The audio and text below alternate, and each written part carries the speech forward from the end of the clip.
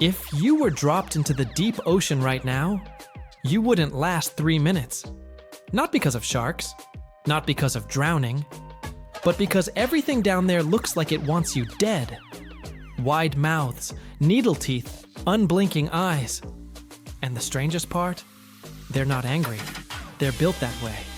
But why does the deeper you go, the more hostile life begins to look? At just 200 meters below the surface, sunlight begins to die. By 1,000 meters, the ocean is darker than the deepest cave on Earth.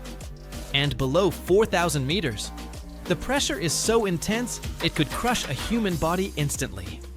That's not water anymore. That's a liquid weight of death pressing from every direction. And somehow, life not only survives here, it thrives. And that's where things start to get disturbing. Because down here, nature stopped caring about beauty. To understand why deep-sea animals look angry, you need to understand where they evolved. This is a world with no sunlight, no plants, almost no food, crushing pressure. Freezing temperatures every second down here is hostile. Evolution didn't reward elegance. It rewarded survival at any cost. Nature was experimenting. And these creatures are what survived the test. But evolution gave them something far worse than size. It gave them faces designed to intimidate reality itself. Take their mouths. Most deep-sea animals don't have normal jaws. They have hinged skulls. Expandable stomachs, teeth angled inward, so prey can't escape. They're not meant to bite politely. They're meant to trap once and never let go. Some species can swallow prey larger than their own body. Others don't even chew. They bite, hold, and wait for the victim to stop moving. Scientists have found prey remains inside deep sea fish that were still digesting muscle tissue, meaning they were swallowed alive. And that's not even the most disturbing part. Imagine this. If a creature like this lived near the surface, the ocean would be uninhabitable. Fishing would stop, shipping would collapse, entire coastlines would be abandoned. And the worst part? You wouldn't see it coming. Because deep sea predators don't chase, they wait. In the deep ocean, movement equals death. So predators don't waste energy running. They hover. Some barely move at all. They use pressure sensors, electrical signals, vibrations in water. They don't need eyes, but many still have them. Huge ones. Eyes that look angry, because they're built to detect the smallest flicker of life in total darkness. Once they sense you, escape isn't unlikely. It's mathematically impossible. And sometimes, they aren't hunting alone. Here's the truth most people don't know. Deep sea animals don't look angry because they eye aggressive. They look angry because smiling is useless down there. Facial muscles evolved for communication. But in total darkness, there's nothing to communicate. No mating dances, no visual warnings, no social signals. So faces became rigid, exposed. Skeletal, what you're seeing isn't rage, it's efficiency.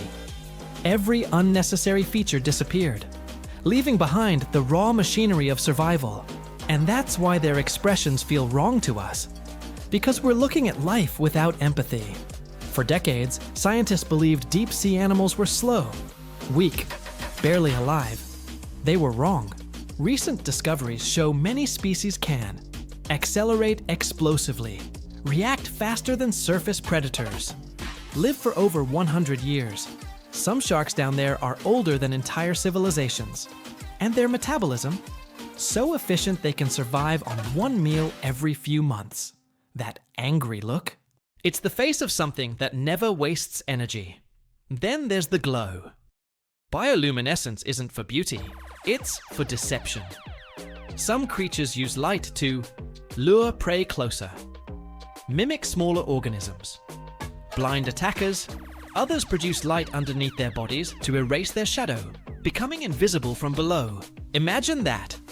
A creature you can't see until it opens its mouth. This is why their faces look hostile. They're not meant to be seen. They're meant to be revealed too late. And scientists still don't fully understand how many of these adaptations evolved. Because we've explored less than 5% of the deep ocean. Food is rare down there, so when a deep sea animal eats, it eats like it may never eat again. That SY. Their mouths are oversized. Their teeth never stop growing. Their bodies look stretched and unnatural. They were not angry. They're starving by default. Evolution carved hunger into their anatomy, and hunger doesn't look friendly. Here's something unsettling. Most prehistoric monsters went extinct. Deep sea creatures? They didn't. Because the deep ocean barely changes. Asteroids hit. Ice ages come and go. Civilizations rise and fall. But 4,000 meters below, it's almost the same world it was millions of years ago. These animals aren't relics. They're ongoing experiments. And if conditions shift again, nature won't start from scratch. It'll modify what already works. The scariest part isn't that deep sea animals look angry. It's that they're not. They're calm, efficient, perfectly adapted to a world where mercy doesn't exist. And the deeper you go, the more Earth reminds you. It doesn't care if you're comfortable. It only cares if you survive.